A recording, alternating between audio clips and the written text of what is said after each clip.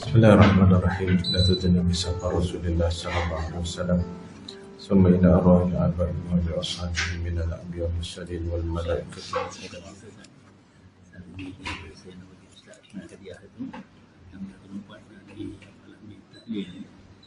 Untuk ini depan syari depan itu. لا تدن بسفر رسول الله صلى الله عليه وسلم ثم إلى أولي آبائه وأصحابه من الأنبياء والسيدين والملائكة المقربين وعباد الله الصالحين والمسلمين والمسلمات والمؤمنين والمؤمنات والمعلمين معلمات الفاتحة. أعوذ بالله من الشيطان الرجيم. بسم الله الرحمن الرحيم. الحمد لله رب العالمين الرحمن الرحيم مالك يوم الدين إياك نعبد وإياك نستعين اهدنا الصراط المستقيم صراط الذين أنعمت عليهم غير المغضوب عليهم ولا الضالين. السلام عليكم ورحمة الله وبركاته. الحمد لله رب العالمين والعاقبة للمتقين ولا عدوان إلا على الظالمين. اللهم صل وسلم على سيدنا محمد نبينا وحبيبنا وشفيعنا وعلى آله وأصحابه ومن تبعهم بإحسان إلى يوم الدين.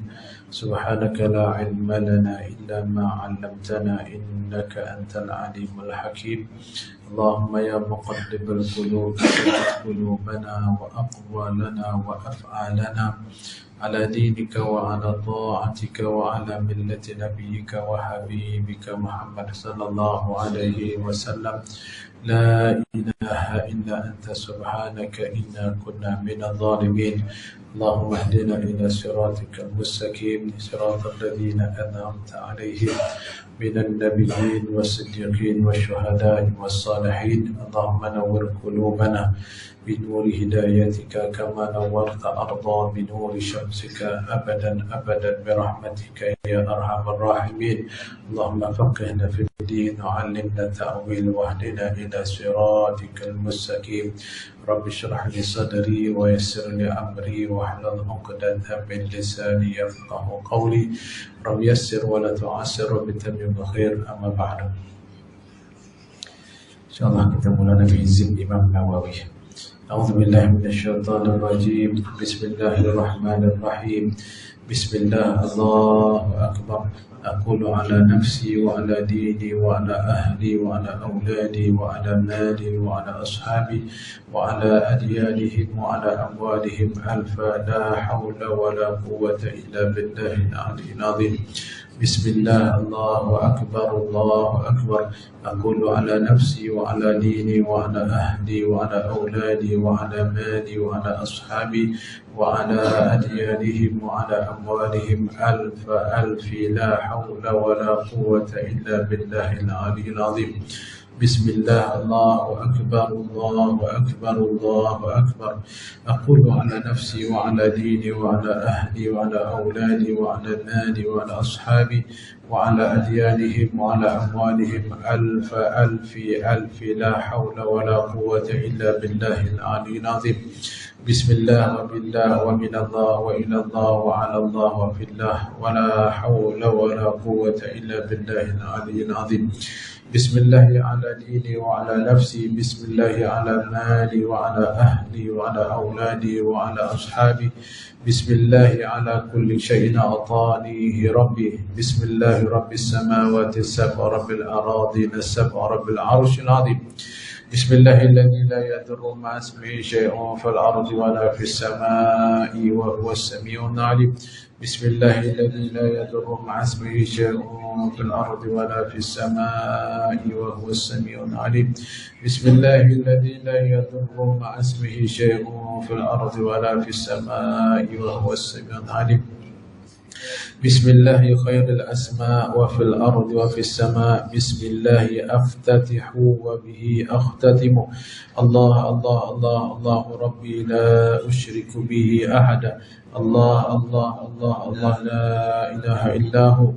الله أعز وأجل وأكبر مما أخاف وأحذر الله أعز وأجل وأكبر مما أخاف وأحذر الله أعز وأجل وأكبر مما أخاف وأحذر اللهم إني أعوذ بك من شر نفسي ومن شر غيري ومن شر ما خلق ربي اللهم إني أعوذ بك من شر نفسي ومن شر غيري ومن شر ما خلق ربي اللهم إني أعوذ بك من شر نفسي ومن شر غيري ومن شر ما خلق ربي وبك اللهم أحترز منهم وبك اللهم أدرأ في نحورهم وبك اللهم أعوذ من شرورهم وأستكفيك إياهم وأقدم بين يدي وأيديهم بسم الله الرحمن الرحيم قل هو الله أحد الله الصمد لم يلد ولم يولد ولم يكن له كفوا أحد بسم الله الرحمن الرحيم قل هو الله أحد الله الصمد لم يلد ولم يولد ولم يكن له كفوا أحد بسم الله الرحمن الرحيم قل هو الله أحد الله الصمد لم يلد ولم يولد ولم يكن له كفوا أحد ومثل ذلك عن يميني وعن أيمانهم ومثل ذلك عن شمالي وعن شمائلهم ومثل ذلك من أمامي ومن أمامهم ومثل ذلك من خلفي ومن خلفهم ومثل ذلك من فوقي ومن فوقهم ومثل ذلك من تحتي ومن تحتهم ومثل ذلك محيط بي وبهم اللهم إني أسألك لي ولهم من خيرك بخيرك الذي لا يملكه غيرك اللهم اجعلني وإياهم في حفظك وعياذك وجوارك وأمانك وحرزك وحزبك وكنفك من كل شيطان وسلطان وإنس والجن وباغ وحاسد وسبع وحية وعقرب ومن شر كل دابة أنت آخذ بناصيتها إن ربي على صراط مستقيم حسبي الرب من المربوبين حسبي الخالق من المخلوقين حسبي الرازق من المرزوقين حسبي الساتر من المستورين حسبي الناصر من المنصورين حسبي القاهر من المقهورين حسبي الذي هو حسبي حسبي من لم يدل حسبي حسبي الله ونعم الوكيل حسبي الله من جميع خلقه إن ولي الله الذي نزل الكتاب وهو يتولى الصالحين وإذا قرأت القرآن جعلنا بينك وبين الذين لا يؤمنون بالآخرة حجابا مستورا وجعلنا على قلوبهم أكنة أن يفقهوا وفي آذان وقرا وإذا ذكرت ربك في القرآن وحده ولوا على أدبارهم نفورا لقد جاءكم رسول من أنفسكم عزيز عليه ما عنتم حريص عليكم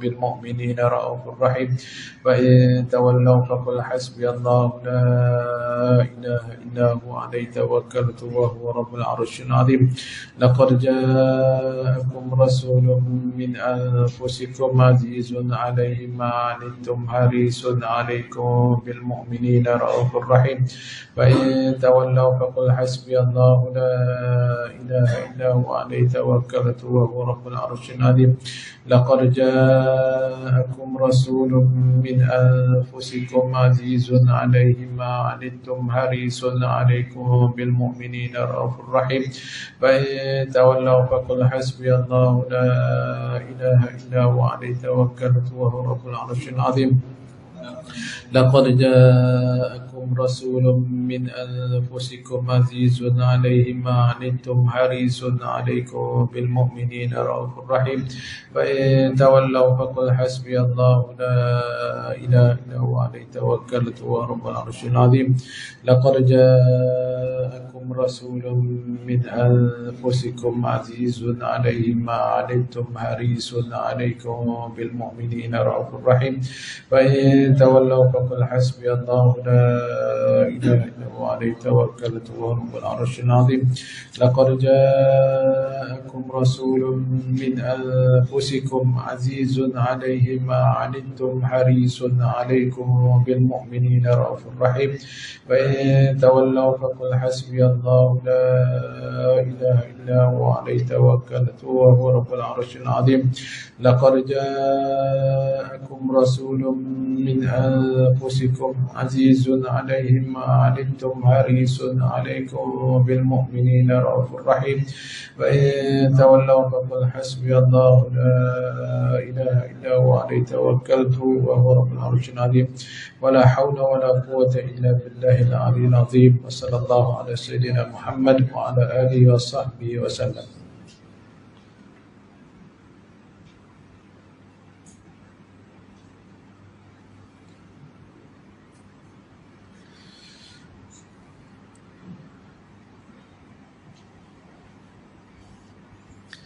خبأت نفسي في خزائن بسم الله الرحمن الرحيم أقفالها ثقتي بالله مفاتيحها لا حول ولا قوة إلا بالله أدافع بك اللهم عن نفسي ما أطيق وما لا أطيق لا طاقة لمخلوق مع قدرة الخالق حسبي الله ونعم الوكيل خبأت نفسي في خزائن بسم الله الرحمن الرحيم أقفالها ثقتي بالله مفاتيحها لا حول ولا قوة إلا بالله أدافع بك اللهم عن نفسي ما أطيق وما لا أطيق لا طاقة لمخلوق مع قدرة الخالق حسبي الله ونعم الوكيل خبأت نفسي في خزائن بسم الله الرحمن الرحيم أقفالها ثقتي بالله مفاتيحها لا حول ولا قوة إلا بالله أدافع بك اللهم عن نفسي ما أطيق وما لا أطيق لا طاقة لمخلوق مع قدرة الخالق حسبي الله ونعم الوكيل وصلى الله على سيدنا محمد وعلى آله وصحبه وسلم. Alhamdulillah. Alhamdulillah, bersyukur dipanjatkan kepada Allah Subhanahu wa taala dengan taufik serta inayah daripada Allah yang memilih kita berada dalam majlis ilmu, memilih kita berada dalam rumah Allah. Semoga dengan keberadaan kita mendapat rahmat petunjuk daripada Allah Subhanahu wa taala. Alhamdulillah, di samping kita bermutalaah, mengulang kaji, kita juga dapat beramal dengan membaca hizib Imam Nawawi ini di antara azkar yang boleh kita kata menjaga, mengawal diri kita insya-Allah. Muka surat 44 masih lagi mencontohkan tentang keutamaan berpuasa. 24 dikatakan puasa itu ada 3 tingkatan. Puasa itu ada 3 tingkatan. Yang pertamanya puasa orang awam, yang keduanya puasa orang yang khawas, itu puasa orang yang istimewa, dan yang ketiganya puasa orang yang paling istimewa, khawas al-khawas. Ini 3. Tengok yang pertama, puasa orang awam ini adalah menahan keinginan perut dan kemaluan dari memperturutkan hawa nafsu. Jadi tahap yang paling rendah puasa orang biasa-biasa, kebanyakan orang beratus paling banyak ni tuan-tuan. Dia apa? Dia hanya tak makan, jaga kemaluan dan termasuk kita kata memperturutkan hawa nafsu. Itu yang pertama. Maksudnya tak bersetubuh lah waktu siang tuan-tuan. Tahan nak bersetubuh waktu malam tuan-tuan. Jadi sampai begitu. Sebab apa? Sebab dia kata puasa siang dia berpuasa itu tahap kebanyakan orang tuan-tuan. Adapun puasa yang istimewa iaitu puasa para salihin. Puasa orang salih macam mana? Ialah menahan semua organ-organ tubuhnya dari perbuatan dosa. Mata, telinga, tangan dan sebagainya. Ini kita kata Allahumma salli ala sayyidina Muhammad dalam kita kata menjaga organ-organ ini. Dan di sana juga kita tengok apa syarah di sini. Puasa ini akan mendapat sempurna dengan menjaga 5 perkara. Maksudnya orang-orang soleh dia akan jaga 5 perkara ini. Yang pertamanya memejamkan mata dari segala sesuatu yang tercela menurut syarah. Tidak melihat perkara yang diharamkan oleh Allah Subhanahu wa taala. Masa mana? Masa puasa. Tapi duduk tengok drama Korea ke, Turki ke, gambar Cina ke, tak ada. Jaga mata tuan-tuan. Yalah, tengok TV itu dosa tak? Dosa tak? Tengok dedah orang tu dosa. Itu yang pertama. Yang keduanya menjaga lisan, itulah mulut dari perkataan membicarakan orang lain yang tidak disukai oleh orang itu, meninggalkan perkara dusta, mengadu domba dan sumpah palsu. Lidah dia mana? Lidah dia tidak mengata cela kepada orang. Termasuk juga dia tidak menjadi pendusta dan tidak mengadu domba. Itu termasuk yang terakhir adalah sumpah palsu. Mata, lidah. Rawa Anasun 'anil Nabi sallallahu alaihi wasallam annahu qala khamsatu asya' tuhitu sawm ay tabtulu sawabuhu al-kadhib wal ghibatu wan namimatu wal ghamusu wan nazru bi syahwah. Diriwayatkan pada Sayyidina Anas bin Malik radhiyallahu anhu 5 perkara yang menghapuskan dosa, yang menghapuskan puasa. Arti kata puasa tak dapat pahala. Termasuk kita kata macam sembahyang Jumaat. Pada Jumaat Ta'ala. Untuk bila Tok Khatib berpesan, apabila Tok Khatib ni atas mimbar, dia akan pesan sidang Jumaat yang dirahmati Allah sekalian, jangan bercakap-cakap ketika khatib sedang berkhutbah, kerana demikian akan menghilangkan pahala Jumaat. Jadi siapa Tok Khatib tengah duk khutbah, dia duk main handphone, hari tu bayang Jumaat sah, pahala tak ada. Siapa Tok Khatib tengah duk baca khutbah, duk pegang tasbih, duk menghati. Ni kita kena ada ilmu. Tok Khatib datang khutbah, dia duk pegang tasbih, duk menghati. Hak biji ke, hak tekan ke. Orang yang buat yang semikian tidak dapat pahala Jumaat. Menghati itu bagus tak? Bagus. Tapi dia kira itu lama juga. Apatah lagi pergi pada main pen, pergi duk kepak jari apa semua. Lepas tu pergi sembang pula. Memang hari itu tak dapat pahala Jumaat. Lepas Jumaat tak ada. Mayang sah, tapi pahala tak ada. Ni begitu juga. Itu tentang mayang. Jumaat ni puasa. Puasa sah, tapi pahala tak ada. Apa dia? 5 perkara yang menghapuskan pahala puasa, iaitu bohong. Dalam puasa cakap bohong. Yang kedua, mengumpat pula. Mengumpat ni tak kira lah dengan mulut lidah dia, termasuk jari mari kita. Tulis dalam Facebook, tulis dalam WhatsApp dan sebagainya. Yang ketiganya mengadu domba. Dan yang keempatnya sumpah palsu. Sumpah palsu. Sumpah palsu ni kalau zaman lah ni kita kata dia cuba nak memperkuat kukuhkan apa dia kata tu, mengambil sumber-sumber yang tak tepat. Sebab tu jangan duk seronok sangat nak kongsi dalam Facebook, WhatsApp, Instagram, dan pastikan benda tu betul-betul tidak dapat dosa kering nanti. Kalau betul, alhamdulillah dapat pahala. Tapi kalau tak betul, kita dah pahala tak banyak, kurang pahala kita pula. Kurang, wa'alaikumsalam. Dan yang keempat, melihat dengan nafsu syahwah. Dalam kita kata tengok sini, dalam melihat nafsu syahwah ni, demikian pula dengan hadis ini merupakan penjelasan untuk mendapatkan jaran daripada Allah yang sebaik-baiknya. Maka hendaklah kita menjaga puasa yang kita lakukan dari hal-hal yang tersebut yang 5 di atas ini. Jadi hadis ini merupakan kesimpulan bunyi Al-Quran dan hadis-hadis yang lain. Wallahu a'lam. Itu cerita tentang syarah kepada hadis. Jadi puasa para salihin, dia jaga mata, jaga lidah. Yang ketiga, menahan telinga dari mendengar sesuatu yang dibenci oleh Allah dan dibenci oleh Nabi. Itu yang ketiga, yang ketiga tuan-tuan. Dan yang keempat, menahan semua anggota badan dari semua yang dibenci. Siapa benci? Allah juga. Tak kira lah mata, telinga, apa semua. Menahan perut dari makanan syubhah yang diragukan halalnya. Semasa mana? Semasa berbuka puasa. Sebab tu kita pernah baca dulu Sayyidina Umar radhiyallahu anhu, Sayyidina Abu Bakar As-Siddiq, kalau dia nak makan, dia pasti dulu nak masuk tu tengok halal ke haram. Sebegitu. Bukan kita ni pakai makan yang tu. Sebab tu kalau orang-orang lama-lama dia teliti sikit, kalau makan di kedai tu sengaja dia bayang dulu. Kira tak apa, kira bayang dulu, lepas tu dia makan. Itu terbaik tuan-tuan. Kalau tuan-tuan boleh buat macam tu, itulah yang terbaik. Sebelum kita nak makan, kita bayar dulu. Walaupun hukumnya boleh kita makan, pergi bayar. Bayar, tapi yang terbaiknya ialah bayar dulu baru makan. Jadi isunya apabila makanan yang kita nak buka puasa itu makanan yang syubhah. Nyok tu nyok cori contohnya. Ayam pun ayam cori mana? Cori. Syubhah, benda syubhah. Syubhah juga termasuk hak jual itu. Hak jual itu mayang pun dah. Dia boleh jual cucuk semua, mayang pun dah. Ini termasuk syubhah tadi. Syubhah juga tadi. Ambil kira juga.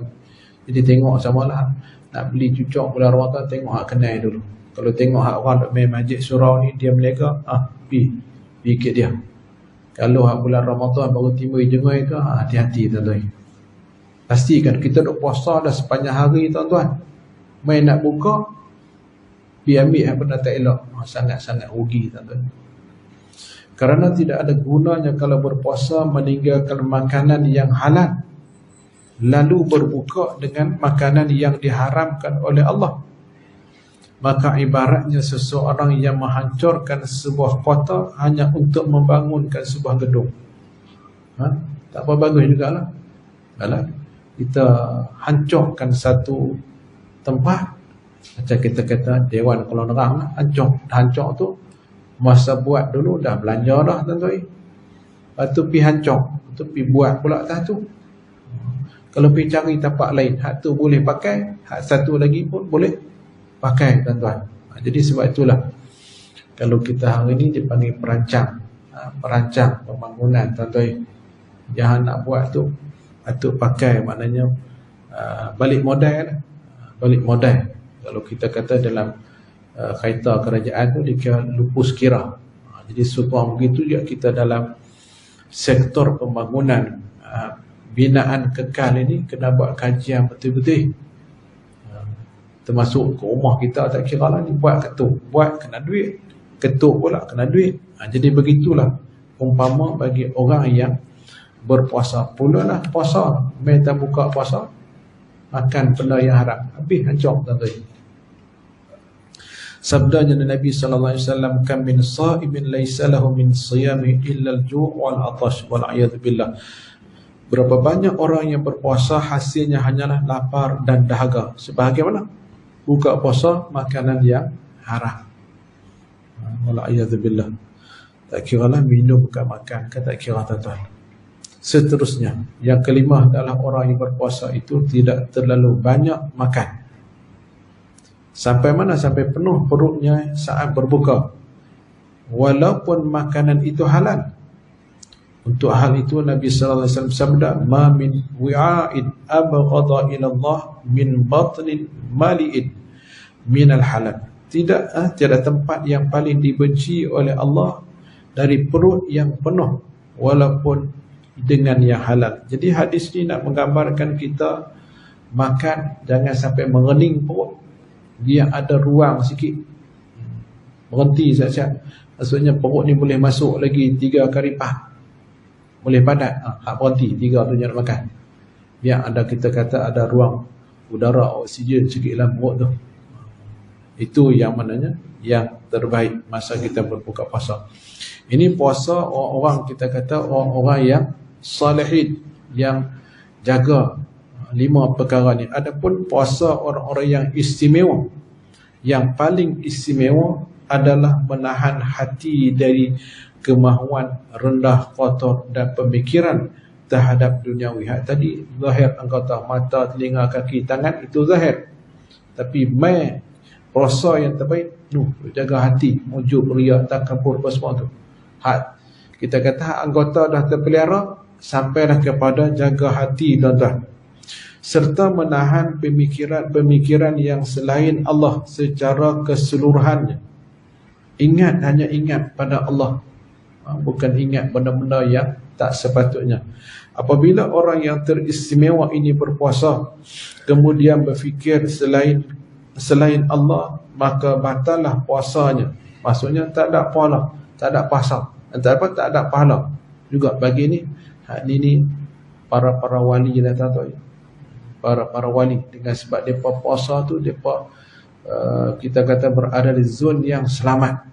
Depa puasa berada di zon yang selamat, bukan kita rasa nak makan buka puasa sekali duk teringat kepala lembu ke kepala kambing. Ada.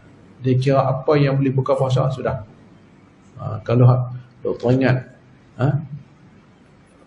duk teringat lagi makan sini, itu maknanya puasa yang darjah yang rendah tuan-tuan. Dan adalah martabat para nabi. Itu dia puasa ni tuan-tuan. Inilah martabat puasa para nabi dan para siddiqin dan hakikat. Apa dah sebenarnya? Dan hakikat. Apa betul itu lah? Dan hakikat dari kedudukan ini adalah menghadap kepada Allah dengan secara menyeluruh dan berpaling selain daripadanya, daripada Allah Subhanahu Wa Taala. Inilah kita kata hati dia. Dia tak fikir lagi nak pakai puasa, nak fikir apa? Dia tak fikir. Ni pagi buta lagi. Matahari pun tak ada panas, dia fikir lagi nak makan apa. Aduh. Maknanya hidup tu perut fikir nak makan ya. Dah. Orang beriman itu dia kata lagi petang dah rezeki dah. Dia tak kalut sangat. Dia hanya maknanya menyediakan keperluan untuk berbuka puasa, bukan menyediakan pesta untuk berbuka puasa. Bagi cukup boleh makan minum sudah, bukan berpesta. Sebab kita hari ni orang awam ni berpesta. Kalau pergi bazar Ramadan tu, kalau boleh nak beli di kepala masuk sampai ujung. Baliklah kali masuk tu sampah. Maknanya kita kata tadilah, kalau kita Allahumma salli ala sayyidina, perut kita boleh isi 5, beli 3 dah. Kawannya tu bawa duit tu, buat duit cukup saja. Allahumma salli ala sayyidina Muhammad. Ketahuilah sesungguhnya puasa adalah ibadah yang tidak dapat diamati oleh alat indera manusia. Nak pergi duk pantau tak boleh. Nak scan hang tu puasa tak boleh. Maka yang mengetahui orang yang berpuasa adalah Allah dan orang yang berpuasa itu sendiri. Itulah rahsia di antara hamba dengan Allah Ta'ala. Mungkin hari itu dia tak puasa, orang tak tahu. Masuk bilik ayak minum gelak, orang tak tahu. Duduk di rumah dia tak tahu. Jadi itu kita kata apa? Puasa ini adalah rahsia di antara hamba dengan Allah Subhanahu Wa Taala. Boleh tipu, saya puasa, orang tak boleh nak kata apa. Bohong, tak boleh nak kata apa. Dia kata puasa. Seterusnya, puasa adalah satu ibadah yang menghubungkan antara Allah dengan hambanya. Oleh kerana itu, puasa adalah ibadah dan ketaatan yang hanya Allah sendiri yang mengetahuinya, hakikat kuantum puasa. Maka Allah meletakkan ibadah puasa itu kepada dirinya sendiri. Seperti mana dinyatakan oleh Allah, as-sawmu li wa ana ajzi bih. Puasa itu untukku, maka aku sendirilah yang akan mengajar. Maksudnya aku sendiri yang beri pahala. Malaikat hanya tulis simpulan puasa. Berapa perseratus Allah Ta'ala. Dia hanya tulis puasa saja. Adapun ibadat lain dia boleh tulis. Berapa markah. Puasa hanya tulis puasa saja. Berapa kita kata kedudukan pahala, itu rahsia di antara hamba dengan Allah Subhanahu Wa Ta'ala. Dikatakan Allah menyandarkan ibadah puasa kepada dirinya sendiri. Kerana apa? Kerana puasa itu satu ibadah yang di dalam puasa itu seseorang tidak mungkin menyekutukan Allah Subhanahu Wa Ta'ala. Ialah di antara rukun Islam itu sendiri puasa. Jatuh salah satu rukun Islam, maka cacat celah. Kita kata Allahumma salli ala sayyidina di sudut keislaman dia. Jadi disebut sini bahawa seseorang itu tidak mungkin menyekutukan Allah dalam hal dia berpuasa. Tidak sebagaimana seorang yang menyembah berhala serta sujud kepadanya. Orang pakat nampak. Dia pergi tokong. Dia pergi lah pusat-pusat ibadat. Dia pergi kayu gaharu apa semua, pergi tunduk kat, pergi pakai baca mentera dan sebagainya. Jadi orang nampak tuan-tuan. ataupun menyembah matahari, orang nampak bulan, ataupun bersedekah untuk patung, bawa ayam ke, bawa apa benda kan, nasi pulut pergi letak depan patung. Macam termasuk kita kata kita pergi ikut kampung Cina belakang tu, pergi letak ayam botol orange tu. Kalau orang Islam pergi letak, syirik tuan-tuan. Orang bakal nampak tak boleh. Tak kira lah orange ke, Coca-Cola, Pepsi ke, tak kira tuan-tuan. Dalam bentuknya tu hukumnya syirik. Allahumma salli ala sallam. Mereka adalah orang-orang kafir, maka tidak ada seorang pun yang berpuasa untuk berhala. Ada ke kita puasa? Ada orang puasa untuk berhala? Tak ada. Kerana berhala dia puasa, itu beza. Tapi kita puasa kerana Allah. Tapi ada orang sembahyang, ialah sembahyang cara Kristian, cara apa semua tu lah. Itu ada bentuk penyembahan. Tapi dalam puasa tak ada. Ada kita puasa untuk berhala? Ada tak kita puasa untuk matahari? Ada tak kita puasa untuk bulan? Tak ada, tak ada. Ataupun sungai, tapi ia berpuasa hanyalah untuk kepada Allah Subhanahu wa taala jua. Kerana apa? Kerana puasa itu ibadah yang hanya tertuju kepada Allah, iaitu ibadah yang murni, yang hanya untuk Allah. Maka itu dia, Allah menyadarkan puasa itu kepadanya, seperti mana firman Allah Ta'ala, as-sawmu li wa ana ajzi bih. Puasa itu untukku, maka aku sendirilah yang akan memberi pahalanya. Wa ana ajzi bih, aku membalas puasanya atas dasar kedermawanan, ketuhanan, bukan asas daripada tuntutan dalam bentuk pengabdian. Jadi Allah janji dia yang akan tentukan pahala. Abu Hasan berkata, erti firman wa ana ajzi bih, aku sendiri yang akan menganjarnya, akan memberi pahala. Tiap-tiap ketaatan ibadah, pahala ialah syurga. Apa saja yang buat baik, cuma tengoklah syurga tu. Syurga berbagai-bagai tingkatan, yang pastinya apa saja kebaikan yang kita buat akan dibayar ganjar oleh Allah dengan syurga. Adapun puasa, ganjarannya adalah bertemu dengan aku. Allahu Akbar.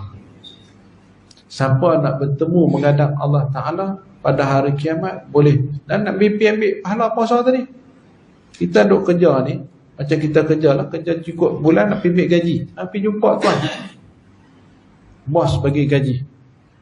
Ni bos kita apa dia? Kita puasa, bos kita Allah Ta'ala. Jadi siapa yang puasa, nanti pada hari kiamat dia ada ruang peluang menghadap Allah untuk nak ambil berapa banyak pahala dia puasa. Sebab itu disebut bahawa ada ruang peluang untuk bertemu dengan Allah Subhanahu Wa Taala. Bertemu macam mana? Kita tak boleh nak bayang fikir. Mukhalafatuhu ta'ala lil hawadis, bersamaan Allah Ta'ala dengan baharu. Bukan kita macam jumpa raja, bukan kita jumpa, tak kira lah, raja ke, menteri besar ke, Perdana Menteri, tak ada. Kita tak boleh bayang macam tu. Aku melihat kepadanya dan dia pun melihat kepadaku. Allah Ta'ala melihat macam mana? Wallahualam. Kalau Nabi Musa tengok Allah suruh tengok bukit pun dah pengsan. Jadi pada hari kiamat tak tahu macam mana nur Allah Subhanahu Wa Ta'ala, macam mana tak. Allah wa Rasul, tak perlu kita bahas, tuan-tuan. Dan dia berbicara kepadaku dan aku berbicara kepadanya tanpa perantaraan. Allahu Akbar, tuan-tuan. Seterusnya, demikianlah kata Abu Hasan dalam kitab Mushtaq Hururul Rawdati. Maka ingatlah dan nasihatkan kepada masyarakat, maksudnya orang ramai, dan janganlah kamu termasuk yang ragu-ragu dan tidak jelas pendapatannya. Jadi Allahumma salli ala sayyidina Muhammad nak menggambarkan kepada kita, siapa berpuasa boleh jumpa Allah Ta'ala. Siapa baca Quran, ada baca Quran, Allah minta baca di depan dia. Sebab Quran itu adalah kalam Allah. Pada hari kiamat Allah minta balik ulang baca di hadapan Allah. Baca Quran boleh baca depan Allah. Hak puasa pula boleh cakap, boleh menghadap Allah Subhanahu Wa Ta'ala. Nikmat, tuan-tuan. Orang-orang yang berpuasa diperbolehkan menyentuh isterinya dan menciumnya isteri. apabila dapat menjamin keamanan dirinya. Boleh kontrol handbrake tak apa. Kalau brake tak makan tak boleh tuan-tuan. Sebab tu dia kata boleh menjamin keamanan dirinya. Tetapi kalau khawatir dirinya jatuh bersetubuh ataupun piduk cium bini sampai keluar air mani akibat dari persentuhan itu, maka tidak dibolehkan. Bahasa tidak boleh ni membawa kepada haram. Batal puasa? Nah, tengok nah. Allahumma salli ala sallam. Telah berkata Sa'id bin Musayyab. Sa'id bin Musayyab ini ulama salaf. Dia tak jumpa Nabi tapi dia mengaji dengan sahabat-sahabat Nabi. Guru-guru dia sahabat-sahabat Nabi. Ini Sa'id bin Musayyab, ulama besar kata. Makam dia, kuburnya di Baqi', disimpan di Baqi' Sa'id bin Musayyab ini. Bagi orang yang berpuasa tidak boleh mencium dan menyentuh isteri, baik dia khawatir ataupun tidak khawatir. Sampai begitu tuan. Dia agak straight sikitlah. Takut apa? Takut itulah wala taqrabu zina. Takut tak boleh bimbang. Dalam dia Allah nak uji tuan. Allah nak uji. Takut tuan. Sebagaimana telah diuraikan Ibnu Abbas. Siapa Ibnu Abbas ini? Ialah Abdullah bin Abbas, sepupu kepada Nabi sallallahu alaihi wasallam, bahawa ada seorang pemuda yang datang ke Ibnu Abbas dan bertanya, bolehkah saya mencium sedangkan saya berpuasa? Lalu Ibnu Abbas berkata, tidak boleh. Tidak boleh nak? Hak pertama. Kemudian datang pula seorang tua mai ke Ibnu Abbas, ni gaya pencin ni nah, dan bertanya, bolehkah saya mencium isteri saya sedangkan saya berpuasa? Kata Ibnu Abbas, ya boleh. Maka pemuda tadi datang balik, jumpa ke Ibnu Abbas seraya berkata, apakah engkau menghalalkan kepadanya terhadap apa-apa yang telah engkau haramkan kepada saya? Pemuda ni tak pahati. Aku tanya, hang kata haram. Mai tak wan tu tanya, hang kata halal. Tengok apa penjelasannya. Allahumma salli. Allah. Kata Ibnu Abbas, tengok nak, maka pun padahal kami adalah satu agama. Mungkin dua satu kampung duduk satu kampung, satu Korea. Hak muda ni dalam umur 20-an, awal 30-an, pergi tanya, kata haram. Hanya nak cium peluk bini hang. Meh hat wan gigi luruh tak luruh habis dah. Pergi tanya, boleh? Boleh. Apa penjelasan yang diberi oleh Ibnu Abbas radhiyallahu anhu. Ibnu Abbas berkata, dia adalah orang tua, dapat menguasai anggota dan auratnya, boleh kontrol, pengalaman ada. Sedangkan engkau adalah anak muda, tidak dapat menguasai anggota dan auratmu. Tak boleh, panah barang sangat. Jadi kita kata apa? Jadi kita kata di sini diistilah kata fiqhul waqi'. Semasa macam mana? Tengok keadaan. Sebab tu kita tengok pada zaman Nabi dulu sebagaimana seorang tua yang Allahumma salli ala sayyidina, yang pernah minum arak di sebat. Sebat yang kita kata ialah sebat, ambil pelepah daun pelepah kurma aja tuan. Ranting-ranting kurma tu kan banyak macam lidi-lidi tu kan. Sebat tu habis lah. Dah banyak lidi tu, memadai sebagai apa? Sebagai takzir, sebagai kita kata untuk mengajar. Macam kita pelepah nyok lah, tanda nyok kan. Kabah nyok aluruh tu panjang-panjang tu. Baik-baik tu untuk orang tua lah, tapi umur belasan tahun kena cari rotan. Hukum kita kata nak menggambarkan Islam ni bukan hukum nak buat nanya orang, tapi hukum Islam adalah hukum mendidik, hukum yang mengasuh. Kalau kita tengok macam ada 3 hari ni lah, macam kita kata JSB apa semua tu, ialah hukum hak salah-salah sudahlah. Tak ada salah, tak ada kes, hukum apa? Hukum hak salah lah. Tapi kita kata penderaan apa semua tu, tu tak boleh lah. Tibai sampai pecah kulit apa semua, tu tak boleh tuan-tuan. Hukum Islam tak boleh. Hukum Allah Ta'ala pun, hukum kita kata berzina, dosa sebat tu, termasuk minum arak tu, tak boleh pecah kulit. Cuma kita jadi orang tua kata jadi balok saja. Bekak macam kena ulat bulu tu tak apa. Tapi pecah kulit tak boleh. Jadi hukum apa? Lah buatlah. Tentu ada hikmah. Hak Allah suruh buat. Oh tu kita tengok hak penjara lah tu. Tibai tu pecah kulit dah. Sampai daging tu ketak-ketak tu. Lah kali duk tambah penjara. Gagal tuan-tuan. Kita hari ni pelik tuan-tuan. Hak Allah Ta'ala kita tak beriman tu. Kita beriman hak British, hak Perancis pun semua. Beriman buat hak orang tu sendiri tak percaya Tuhan. Mereka sendiri tak beriman dengan Allah. Tiba-tiba kita orang Islam pergi ikut mereka. Siapa cerdik, siapa bodoh? Kita bodoh tuan-tuan. Mereka tu syirik, kufur dengan Allah Ta'ala tuan-tuan. Mereka buat undang-undang ikut kepala otak mereka. Ikut nafsu mereka. Tiba-tiba dunia Islam pakai dia ikut mereka. Yang Allah suruh dalam Quran tak mau ikut. Hak Nabi ajar tak mau ikut. Inilah satu fitnah kita. Bahkan bangga-bangga pula mereka. Mahkamah syariah kita nak angkat ni jadi isu. Bombang. Hak mahkamah sivil yang manusia otak, manusia buat yang tak beriman pula tu. Nampak tak petikai apa? Oh, terbalik tuan-tuan. Tapi balik pada apa hak hukum Allah, tentu ada hikmah. Allah menjadikan kita lebih tahu. Lebih tahu. Hikmah tu buat dia tahu. Dan terbukti undang-undang manusia ni buat gagal. Gagal pasal apa? Kita los tak penjara Sungai Petani. Hak los tak tambah pokok senang. Kalau berjaya penjara Lustak dah tukar lah tadi. Tukar jadi apa? Jadi pusat apa? Pusat jahitan ke? Jadi pusat apa? Pengajian ke? Itu berjaya. Mahabat kata berjaya di sudut undang-undang. Tapi hari ni undang-undang yang kita duk buat ni tengah pergi ke laut. Tahu dah laut tu dalam nak apa? Nak tenggelam. Duk pergi juga. Inilah akal manusia yang tidak sempurna. Tapi hak kita bercakap ni menonggah arus lah tuan-tuan. Tapi menonggah arus tak betul. Tak betul kena kata tak betul tuan-tuan. Gagal. Undang-undang yang ada di Putrajaya gagal tuan-tuan. Bukti mana? Bukti penjenayah makin banyak.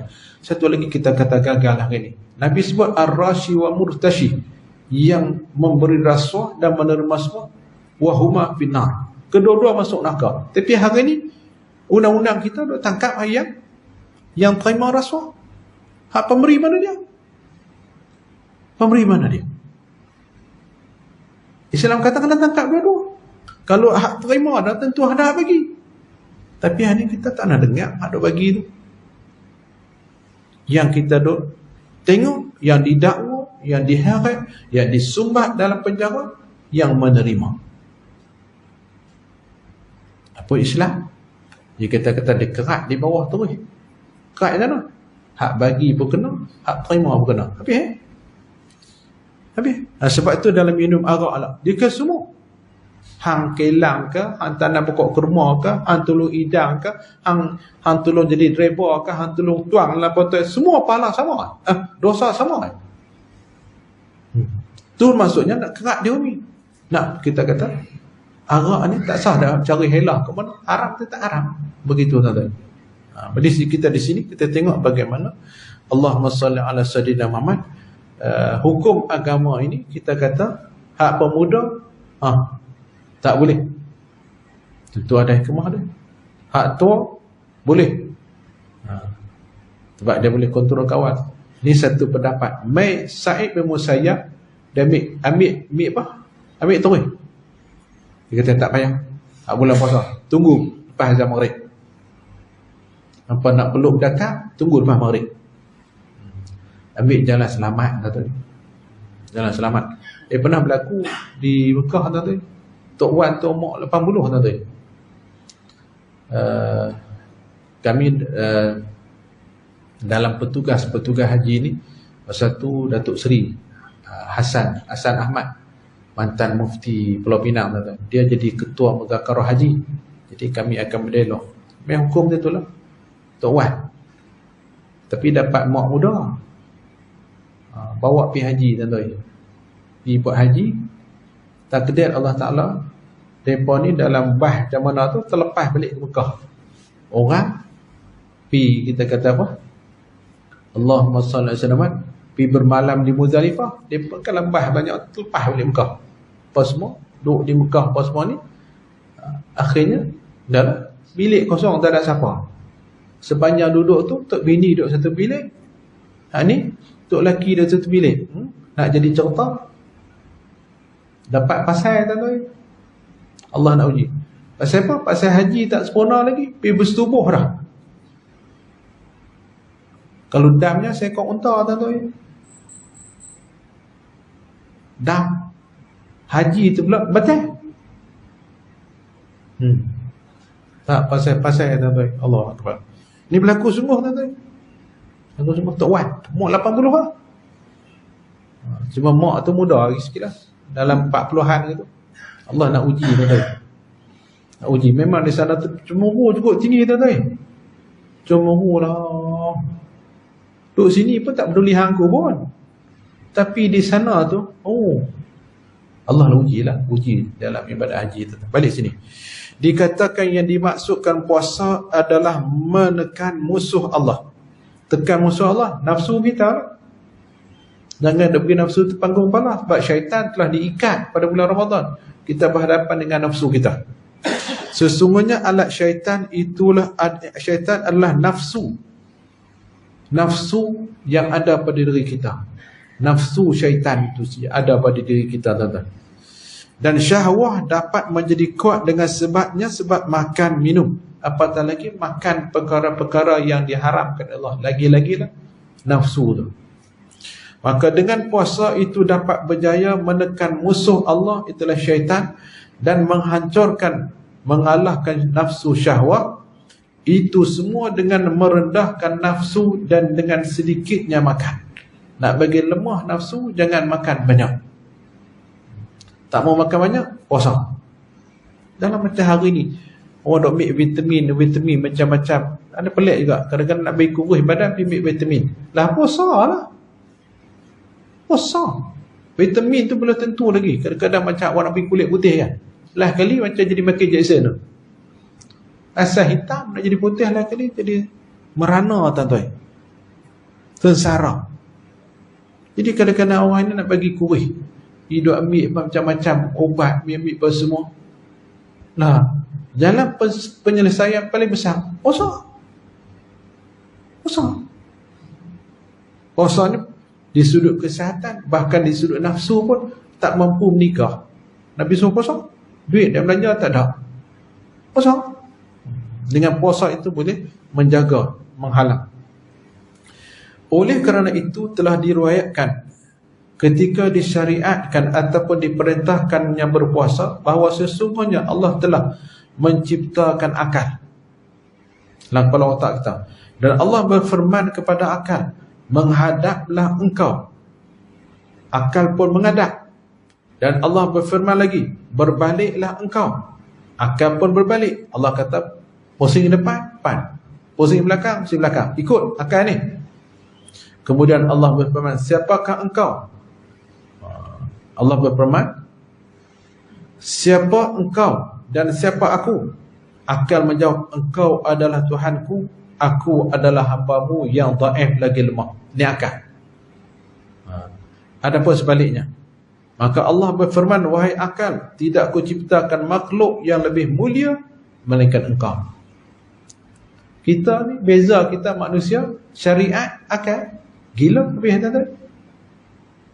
Budak-budak kecil-kecil ada wajib sembahyang puasa? Tak ada. Sebab dia tak berakal. Akil balik. Akal balik cukup umur. Syariat Allah Ta'ala begitu. Kalau tak ada akal, gila. Tak ada apa. Tak ada taklif agama, puasa, tak ada sembahyang, puasa, haji, tak ada. Sebab tak ada akal. Balik. Lagi tak balik. Dia pun tak ada dosa pahala, tuan-tuan. Cuma buat baik dapat pahala. Dosa tak ada. Dosa tak ada. Cuma kalau buat baik untung dapat pahala banyak. Dosa tak ada. Dia pun tak terikat dengan syariat. Hak hukum-hukum macam berzina, apa-apa curi, tak ada. Kat tangan boleh tak? Budak pergi curi 2 juta, boleh tak? Tak boleh. Budak yang tak balik lah. Cuma balik pada kita tengok. Balik ni dia pertama sekali cukup umur. Paling maksima 15 tahun. Paling betul lah. Ataupun dia bermimpi sebelum tu. Mungkin umur 10, 12 tahun, hak lelaki mimpi. Hak perempuan main haid. Dia kira balik. Di situlah dia kira untuk dosa. Sebelum tu dia tak ada dosa, dapat pahala saja. Buat baik dapat pahala. Sebab itu anak-anak orang yang bukan Islam mati sebelum balik, dia boleh masuk syurga. Boleh masuk syurga. Cuma berada dalam syurga sebagai pelayan dalam syurga. Layan mana? Layan hak orang masuk syurga secara rasmi tu. Yang Islam akil balik semua. Ada tolong akal ayam, tolong apa semua, itu. Sebahagiannya ialah anak-anak orang bukan Islam yang mati sebelum balik. Boleh masuk syurga, tuan-tuan. Cuma anak orang Islam pula, dia mati sebelum balik. Sebelum dia nak masuk syurga, dia tengok lah pak mak dia kata dah. Dia tak akan masuk syurga. Sebab tu tuan-tuan, siapa yang anak dia mati sebelum balik, insya-Allah jaminan ke syurga Allah Ta'ala. Anak tak akan masuk selagi mana tengok pak mak dia tak ada. Dia akan merayu kepada Allah nak masuk syurga sama-sama dengan mak ayah dia. Sebab tu kita kata siapa beranak tu mati, anak tu mati, anak syurga, tuan-tuan. Beranak lagi mati, itu anak syurga, tuan-tuan. Itu beza tu lah. Beza di situ.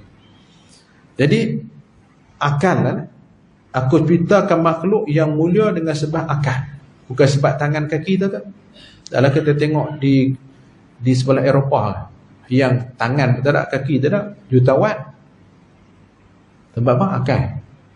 Tengok kaki tangan tak ada, tapi kita kata jutawan. Mungkin dia tu buta. Dulu ingat Prof Dr. Ismail, dia pakar ekonomi tu, buta mata. Cacat tak ada cacat. Nak menunjukkan bahawa akal itulah yang sebesar-besar manusia. Mulianya manusia sebab akal. Dari segi kuat, gajah kuat lagi.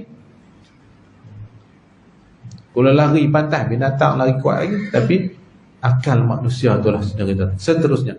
Kemudian Allah menciptakan nafsu dan berfirman kepadanya, kepada nafsu, menghadaplah engkau. Lalu nafsu tidak menjawab. Allah panggil nafsu, tak jawab. Kemudian Allah berfirman lagi, siapakah engkau?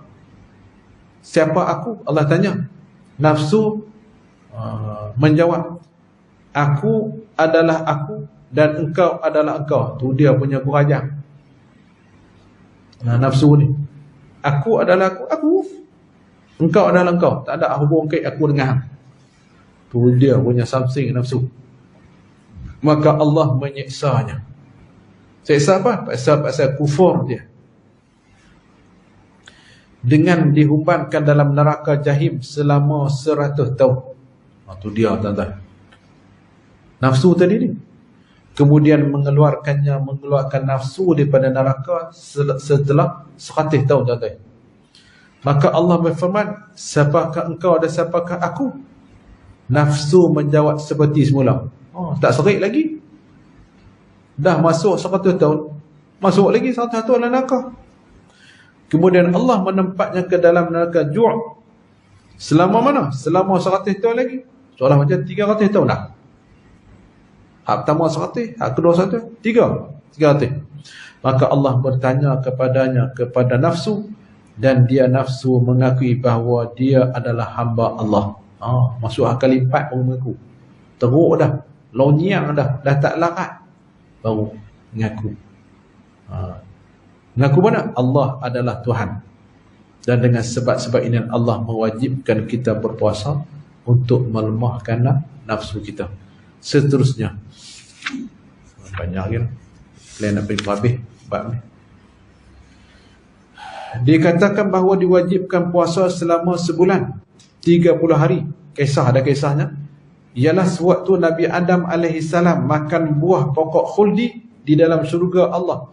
maka buah itu tersangkut di tengkorakkan, mana di kengkong tuan-tuan, selama 30 hari, terlekat di tengkok 30 hari. Maka tak kala ia telah bertaubat, maka Allah mewajibkannya berpuasa selama 30 hari 30 malam. Oh, tu dia lagi dahsyat.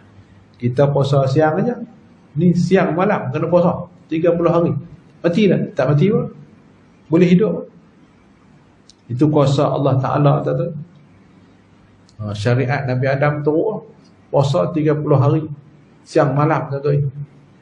Kita puasa siang saja, itu syariat berbeza puasa. Sebab tu Allah kata, ya ayyuhalladzina amanu kutiba alaikumusiyam kama kutiba alal ladzina min qablikum la'allakum tattaqun. Diwajibkan ke atas kamu berpuasa seperti mana diwajibkan kepada umat sebelum ni. Ini Nabi Adam 30 hari. Adam, Idris, Nuh, semua tu puasa 30 hari. Allahumma salli ala Sayyidina Muhammad. Kerana sesungguhnya kelazatan dunia itu ada 4 macam. Ada orang berebut dunia ni pasal makan, pasal minum, pasal nafsu, senggama, dan pasal tidur. Inilah kita kata kelazatan dunia. Orang makan nak sedap, minum pun nak sedap-sedap, bini pun nak elok-elok, dan kita kata tidur pun nak tidur nyenyak. Ini nafsu, kita kata apa? Kelazatan dunia. Kesemua itu menjadi hijab atau penghalang bagi Allah dari Tuhannya Allah Ta'ala. Siapa makan sedap-sedap, kurang dalam syurga. Siapa dunia minum sedap-sedap, hak dalam syurga kurang. Begitu tuan-tuan. Dan Allah mewajibkan kepadanya, kepada Nabi Muhammad sallallahu alaihi wasallam serta umatnya berpuasa di siang hari dan diperbolehkan makan di malam hari. Berbeza dengan Nabi Adam alaihi salam. Adalah merupakan anugerah Allah Ta'ala dan kemurahannya kepada kita. Kalau kita kena puasa siang malam, mampu tak tahu? Mampu. Cuma orang-orang yang ubah, orang Kristian, dia puasa, dia tak makan lemak saja. Hal lain dia balun semua. Ada yang tak makan minyak, hal lain dia balun semua. Makan sayur saja sebulan. Kadang-kadang tak sampai sebulan pun. Nak tahu apa? Oh, Musa. Dia diceritakan ada seorang Majusi melihat anaknya makan di pasar pada bulan Ramadan. Majusi apa dah? Orang sembah api, tuan-tuan. Maka dipukulnya anak itu seraya berkata, mengapa engkau tidak menjaga kehormatan kaum muslimin di bulan Ramadan? Tu dia, tuan-tuan. Maaf cakap lah, Cina Hindu di Malaysia di bulan Ramadan apa hormat kamu? Adab. Apalagi kita dalam Malaysia ni, Islam adalah agama rasmi pula. Ni Majusi ni, cerita ni cerita lama. Tengok apa kelebihan. Dia tak beriman, tapi sebab dia hormat, marah anak ni pasal makan pada bulan Ramadan. Mengapa engkau tidak menjaga kehormatan kaum muslimin di bulan Ramadan? Tak kala orang Majusi itu telah meninggal dunia, ada seorang alim ulama bermimpi melihatnya berada di atas majlis kehormatan di syurga. Hak ulama tu kenal dia. Orang alim itu berkata kepadanya, maksudnya tanya kepadanya, bukankah engkau ni orang Majusi? Lalu ia menjawab, ya saya, tetapi saat aku akan mati, saat nak mati, aku mendengar suara di atasku, hai para malaikatku, janganlah engkau tamatkan dia sebagai seorang Majusi. Jangan dia mati, jangan mati dia sebagai orang Majusi. Malaikat nak tarik nyawa, tetapi muliakan dia sebagai seorang Muslim. Maksudnya di akhir-akhir jadi Islam. Ujung sekali, dan sepanjang tu tak Islam, tapi Allah beri hidayah masuk Islam.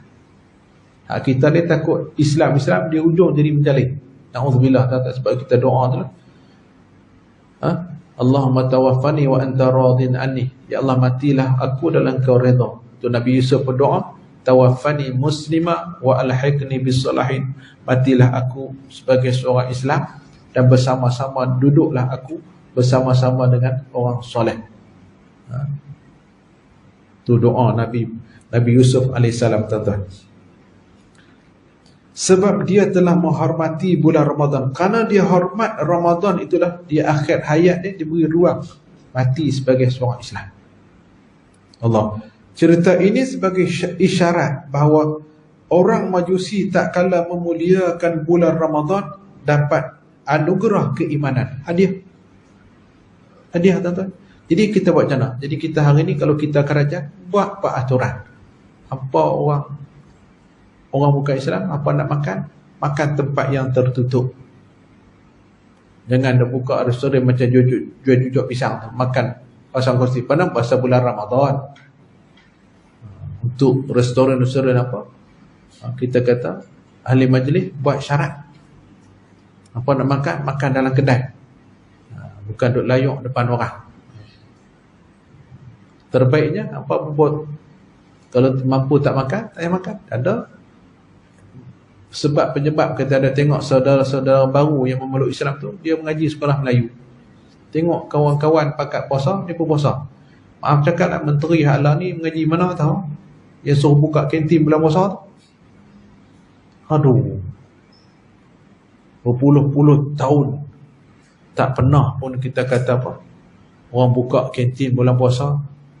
Ada 2-3 gerak kita kata, tak ada masalah pun. Main menteri ni jadi gubernur tau, suruh sekolah buka kantin. Ya Allah, nak dapat berapa kupang kalau kita orang Islam pula pergi jual. Kena-kena orang tu tak puasa, dosa pula, tak tahu. Dia baca kitab apa, tak tahu. Dia penasihat dia pun tak tahu. Kalau pak tu nama dia nak Sidik Fadil ke Sidik Baba, tak tahu. Cikgu Mat, Sidik Fadil. Sidik Fadil, anak dia dua-dua tu orang. Di antara dua tu lah. Dua-dua tu orang hebat. Sidik Fadil. Jadi kita kata pelik, tanda sebagai orang Islam patutnya tak bolehlah arah suruh buka kantin, tanda. Tak betul. Tengok tak tahu satu tak tarik balik kan? Tak tarik balik, tak betul, tanda. Patut dia tarik balik lah kalau dia sebagai orang Islam. Tak sepatutnya, tuan-tuan. Allahu Akbar, tuan-tuan. Balik sini, tuan-tuan. Kalau Majusi ni sebab menghormati Ramadan, Allah beri hidayah masuk Islam. Bukan kita duk bagi semangat orang tak puasa. Kadang-kadang orang duk bertikai budak-budak tak bagi puasa. Lah, mereka nak puasa, alhamdulillah, tuan-tuan. Jangan duk pergi kata apa, depi duk reka pula, oh dia membawa mudarat apa semua, dia mengaji tak boleh. Tak ada lagi orang mati kerana puasa, tak tahu. Bahkan nak ubat penyakit, doktor suruh puasa. Nak operate, doktor suruh puasa. Ni anak-anak kita nak puasa, alhamdulillah, tak tahu. Satu rasangan tak ada lagi mati kerana puasa, tak tahu. Mati kerana makan ada. Terlebih makan. Kecil manis hewan semua tu terlebih makan.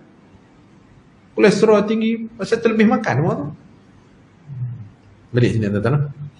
Dari Rasulullah SAW menceritakan dari Tuhannya, Allah Ta'ala menyatakan, kullu hasanatin ya'maluha ibnu Adam yudha'afu lahu ajruha min 10 ila 700 di'afin illa sawm fa innahu li wa ana ajzi bih. Tiap-tiap amalan yang diperbuat oleh anak Adam, kita semua lah, dilipat gandakan pahalanya sampai 10 hingga 700. Dalam macam kita baca alif lam mim, 3 dapat 10, betul? Alif 10, lam 10, mim 10. Dah sampai 700. 700 masalul ladzina yunfikuna amwalahum fi sabilillah kamasali habatin ambatas. Orang yang menginfakkan, macam kita buh tabung Palestin pada hari ini, tuan-tuan. Duk tolong mereka sana. Kalau kita bagi, kita kata umpama sebiji benih, tumbuh pokok, tiap-tiap pokok keluar 7 dahan, setiap dahan ada 100 biji. Itulah. Bagilah tuan-tuan. Lah kita tengok hari ni apa yang sedang berlaku di bumi Palestin sana, memang wajib kita orang Islam tolong. Bukan fardu kifayah, wajib kita tolong kalau kita sebagai orang Islam. Kecuali kita tu munafik. Munafik dia pada tak nampak tuan-tuan.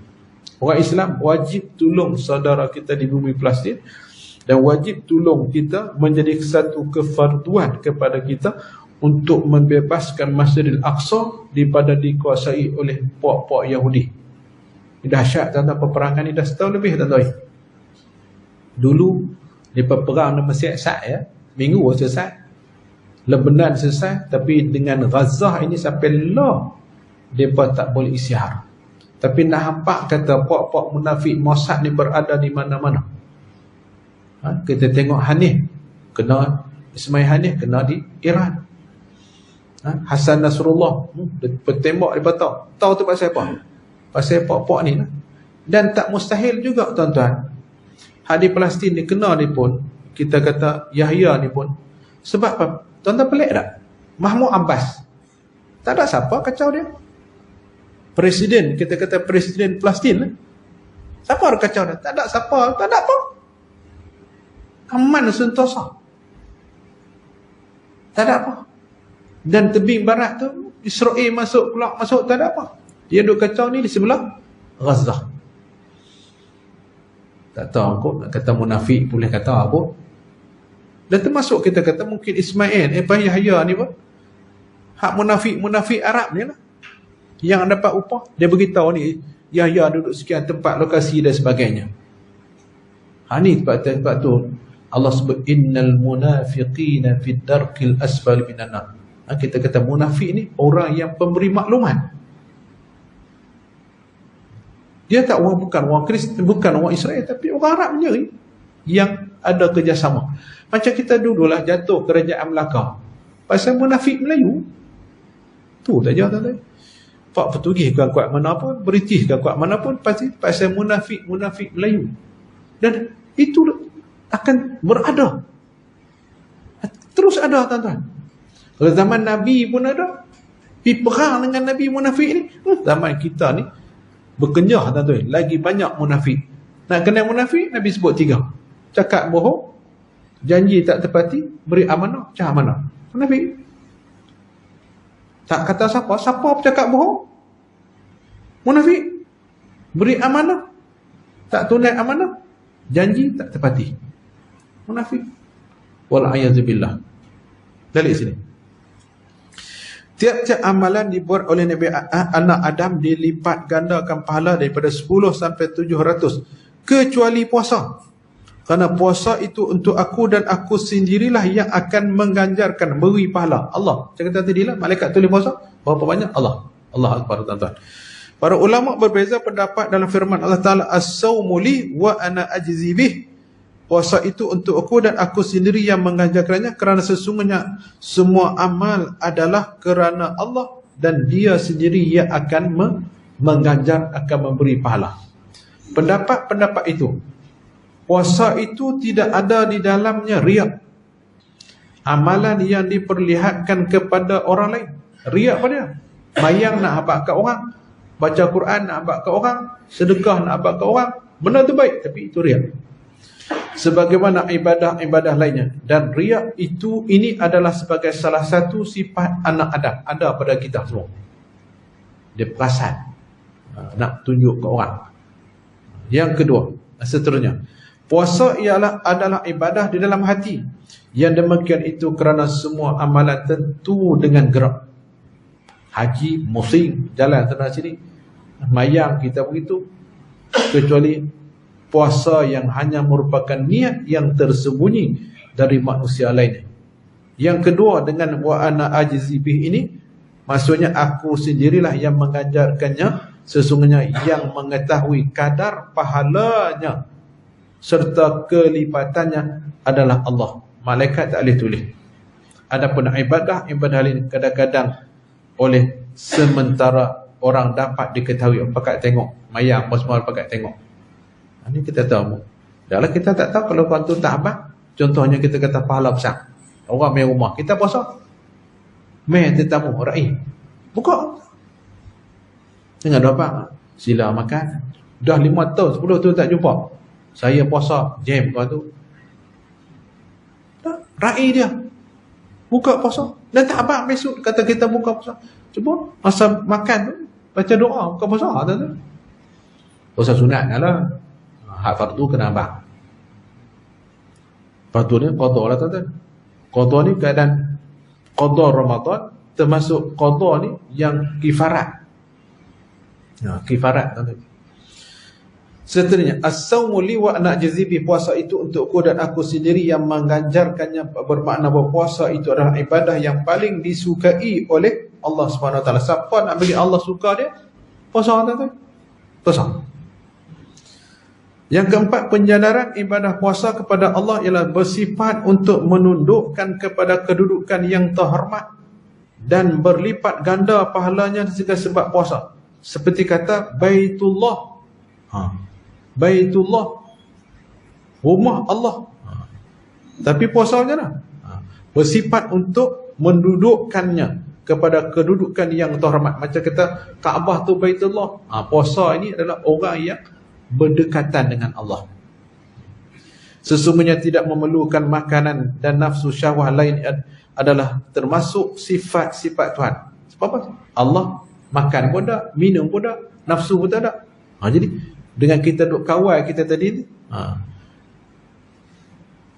kerana orang yang berpuasa itu bertakarrub dan beribadah kepada Allah dengan sesuatu yang sesuai dengan sifat-sifat Allah. Sifat Allah mana? Allah tak makan, Allah tak ada nafsu syahwat, maka disandarkan kepada Allah Subhanahu Wa Taala. Taklah sampai begitu, tapi maknanya sifat yang ada pada Allah, dia tak makan, tak minum pada semua tu. Artinya sama dengan bahagian yang 5, tetapi dinisbahkan kepada malaikat. Malaikat pula tidak makan. Malaikat minum, tak minum. Malaikat menikah, tak menikah. Malaikat tak ada jantan betina. Jadi malaikat tak makan, tak minum dan tidak bernafsu syahwat adalah sifat-sifat malaikat. Yang terakhir yang ketujuh, bahawa sesungguhnya pada ibadah itu akan ditempati semua pengaduan dari hamba kecuali puasa. Puasa, tuan-tuan. Siapa tak tahu nak tahu. Jadi semua ulama sependapat bahawa yang dimaksudkan puasa dalam firman-Nya, as-sawmu li wa ana ajzi, puasa itu untukku dan aku yang mengajarkannya, ialah puasa mana? Puasa yang dapat menyelamatkan seseorang daripada tindakan derhaka kepada mana? Kepada Allah. Baik di sudut penderhakaan dalam bentuk perkataan maupun dalam sudut perbuatan. Puasa bukan setakat tak makan minum, jaga seluruh anggota, lidah termasuk jaga hati. Diriwayatkan daripada Nabi sallallahu alaihi wasallam, man shama Ramadan imanan wa ihtisaba, ghufira lahu ma taqaddama min dhanbihi, sadaqa Rasulullah fi ma qala.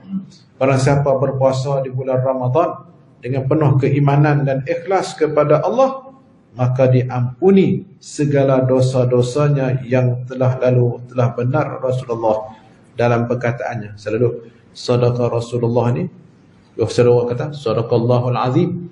Jadi boleh tak kata? Boleh. Kalau baca Quran, sadaqallahul azim.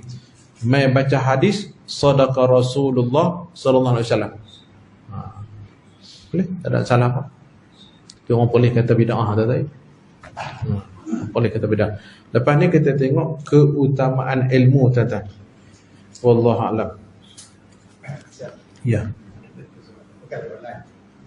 Assalamualaikum warahmatullahi wabarakatuh. Salam. Minta Ustaz bagi pencerahan amalan fidyah. Ya. Terima kasih. Masalah fidyah. Fidyah asasnya adalah dalam ganti kepada orang yang tak berpuasa. Kita baca tajuk puasa ni lah. Fidyah yang meninggalkan puasa ada khilaf ulama. Setengah dia kata kalau puasa dia tak bayar tahun ni, Dia ada ganda. Ada ganda tuan-tuan. Ganda. Kalau 3 tahun, dia 3 tahun lepas dah tak puasa. Sehari contohnya. Dia kena masuk tahun ni, dia kena bayar 4. Itu satu pendapat. Pendapat yang agak, yang kita kata setengah ni jalan tasawuf. Pendapat fiqh, dia kira hari saja. Tahun tu dia kata 10 hari. Bayar 10 hari tu pun fidyah.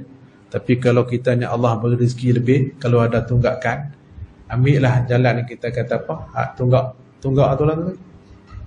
Itu bagi yang meninggal ke puasa. Contohnya hak puasa 2001 tak bayar lagi. Ni kita duduk 2004 dah. 1, 2, 3, 4 dah masuk pun 4 tahun dah. Dia tak bayar tu hak 2001 main nak bayar hak tahun 2004. Hak sehari tu jadi 4 hari. Itu satu pendapat. Kalau kita kaya, buat. Ambil lah tu. Kalau kita tak mampu, ambil lah kita kata apa? Bayar sehari tu. Bayar juga tuan-tuan. Fidyah puasa. Tu dari sudut puasa. Ikut nilai mana? Nilai semasa. Tengok kita makan apa? Kita kata secupak. Nilai secupak makanan. Kita bahasa kita makan kenyang kot, secupak boleh banyak. Kalau beras tu rebus banyak nak. Boleh makan 2, 3, 4 orang. Itulah nilai dia. Kalau gram dia lebih kurang tak sampai sekilo, 900 kot. 900 gram dekat-dekat. Sekati lebih. Tak sampai sekilo. Ukuran maknanya timbangan dia. Cuma macam itulah, ada yang ambil berganda, ada yang tak ambil berganda. Dan fidyah hanya untuk puasa. Ada fidyah untuk sembahyang. Macam umpama macam inilah, ada orang buat juga, dibolehkan. Umpama kita duduk tengah laut, duduk tenggelam timur, pergi lempak surat rambut. Bukan pergi tauk pelampung, tauk juga, tapi surat rambut. Kita tenggelam timur tu. Ini fidyah bagi orang tinggal sembahyang. Umpama macam tu nanti. Agak-agak boleh. Duduk tengah laut, tauk surat rambut. Tapi kalau kita nak buat juga, buat ada tu. Tak ada dah ulama kata haram buat fidyah bayar. Yang dituntut adalah puasa tuan-tuan. Baik puasa Ramadan termasuk puasa nazar. Dan sebelum kita nak buat fidyah tuan-tuan, kalaulah kita ada anak yang mampu qada bagi kita, sila kira hari, tengok berapa hari itu anak nak tolong puasa bagi, boleh tak? Boleh. Niat ganti kepada puasa pak kita, mak kita, tak kena bayar fidyah dah lah. Ni pun nak tengok sayang tak sayang pak mak kita. Kalau ada kekuatan, sila. Dan untuk fidyah juga bagi orang yang Allahumma salli alaihi, yang tak berpuasa itu dalam keadaan dia masih ada akal. Dia pingsan contohnya. Sakit, pingsan. Wajib tak? Tak wajib. Tak perlu nak bayar fidyah kat dia. Dan ada pingsan sampai 4 bulan, 5 bulan. Masuk Ramadan dia pingsan sepanjang Ramadan. Tak sedar apa. Hilang akal. Wajib dia puasa? Tak wajib. Waktu wajib dia kita bayar fidyah? Tak wajib. Sebab waktu tu dia hilang akal. Sebab syarat nak puasa kena akal. Faham kan tu nah? Jadi cuma kadang-kadang orang buat fidyah ni ada bagi dalam bentuk beras. Ada bentuk kita kata nilai duit. Hukumnya kedua-dua boleh. Cuma dulu ni, ingat dulu masa zaman duk pondok tu, dia pakai mah, nilai mah, dia istilah hebah, tolak pi mangkuk mah lah. Tu. Kalau ada mak nakal, saya hebahkan pada momen, ambil balik, lari balik. Dia tak dapat apa tak tahu. Jadi hak dia. Nampak saya ngaji dengan ilmu praktikal. Nanya tuan-tuan. Bagi 10 setengah kilo mah tolak mah aku hebat. Dan dah kira lah pun nilai mah tu banyak mana. Apa-apa kali tolak. Hak setengah tu ana dua-dua ana pengalaman tuan-tuan. Buat fidyah ni. Hak fidyah tolak beras biasa. Lah kursi apa. Hak roda tu tolak burung di sana. Aku hebahkan pada aku terima sebagai fidyah. Aku hebahkan balik sedekah tolak burung mah. Tu tolak mah. Ni kita kata sebagai ikhtiyati lah. Yang terbaiknya bagi sekapit beras balik terus tu yang terbaik. Buat macam tu. Kira tengok apa? Fidyah ada berapa? Sehari jumpa. Kita 5 kilo 5 hari lah kita kata. 5 kilo beras 5 hari. 10 hari 10 kilo. Apa je kira tu mudah. Bagi satu trailer. Itu lebih baik. Lebih mudah tuan-tuan. Ya boleh jelas kuat tu cikgu nak. Ustaz, minta tambah sikit lagi. Kalau kita tak pasti bilangan. Oh ya. Okey, kita tak pasti tentang bilangan kita nak buat. Kita tengok je dia. Kalau mak ayah kita ni sebagai kita kenal masa bila dia balik. Maksudnya masa bila dia lekat sembahyang. Biasa orang lekat sembahyang ni dia lekat puasa. Kebiasaan macam tu. Hak jenis sembahyang 5 waktu tak jaga, mana dia jaga elok, insya-Allah puasa dia puasa elok. Tapi belum tentu hak puasa tu dia sembahyang tu. Kena faham elok. Orang puasa ramai orang puasa tapi sembahyang tak. Tapi kalau orang sembahyang insya-Allah puasa dia terjaga. Kita tengok macam sembahyang. Ya sebab lepas tu cuma kita nak kira kita tak boleh nak agak tak tahu berapa hari. Itu kita apa? Allahumma salli ala Muhammad. Terpulang daripada kita kemampuan kita.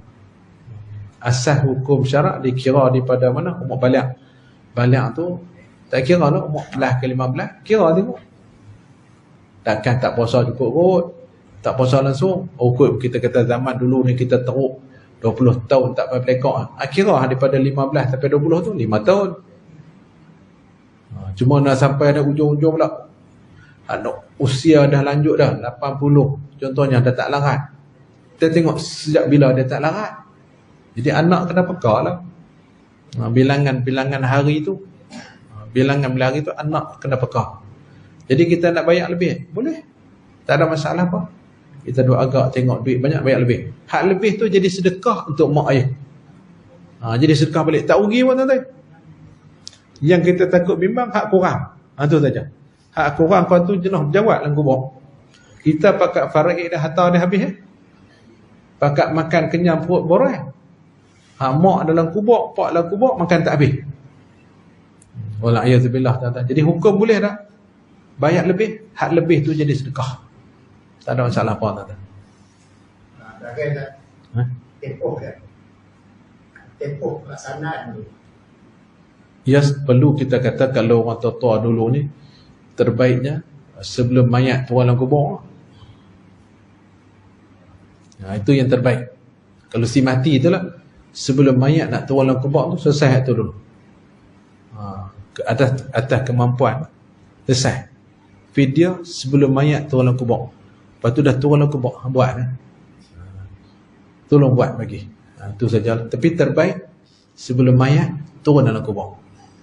Itu yang terbaik. Wallahu a'lam. A'udzu billahi minasyaitonir rajim. Bismillahirrahmanirrahim. Alhamdulillahirabbil alamin. Allahumma shalli ala sayyidina Muhammadin wa ala alihi washabbihi ajma'in. Allahumma faqihna fid din wa 'allimna ta'wil wa hdina ila siratikal mustaqim. Allahumma arinal haqqa haqqan warzuqna ittiba'ahu wa arinal batila batilan warzuqna ijtinabah. Allahumma inna na'udzubika min 'ilmin la yanfa', min qalbin la yakhsha', min nafsin la tashba', min 'ainin la tadba', min la sujabu la rabbana 'alaika tawakkalna wa ilaika anabna wa ilaikal masir. Allahumma ja'alna min ahli al-Quran. Allahumma hdina bi hidayatil Quran. Allahumma adkhilna jannata bi syafa'atil Quran. Allahumma nawwir kuburana wa kubur abaina bil Quran. Allahumma tawaffana muslima wa alhaqna bis salihin. Allahumma amin walhamdulillahirabbil alamin. Jadi tempat nak bayar fidyah ni di Jabatan Agama pun